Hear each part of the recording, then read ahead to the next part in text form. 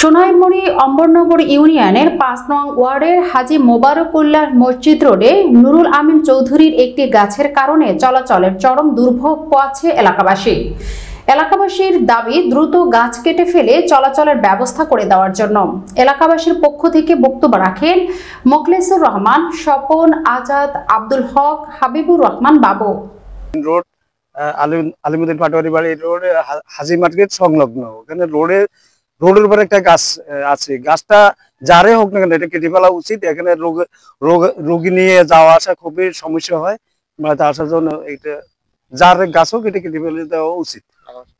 আমি এলাকাবাসীর পক্ষ থেকে বলছি।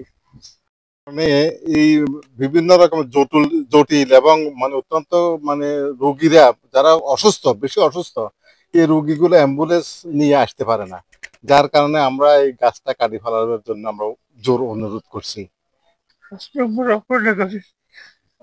একজন বাসিন্দা, আমি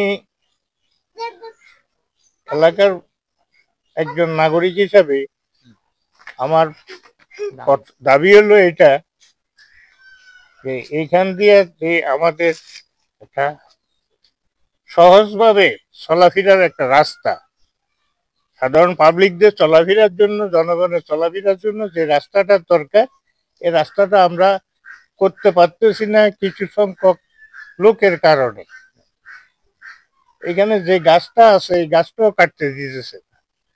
তো গাছটা কাটিয়ে একটা গাড়ি আসার জন্য, পথটা সুগম করার জন্য লক্ষ্যে আমি আহ্বান জানাইতেছি। হাজী মোবারকুল্লাহ মসজিদ রোডের উপরে যে রাস্তা ফরিদ আছে এবং বিভিন্ন অসুবিধা আছে, এগুলো সংকুলনের জন্য আমরা এই ব্যাপারে জোরালো দাবি জানাতেছি এলাকাবাসী এবং সমাজবাসী। এই জন্য আমরা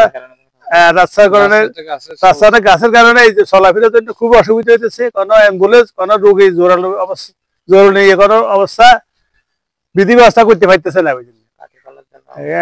এবং এটা কাটার জন্য, রাস্তাটা ক্লিয়ার করার জন্য আমরা জোরালো দাবি করতেছি।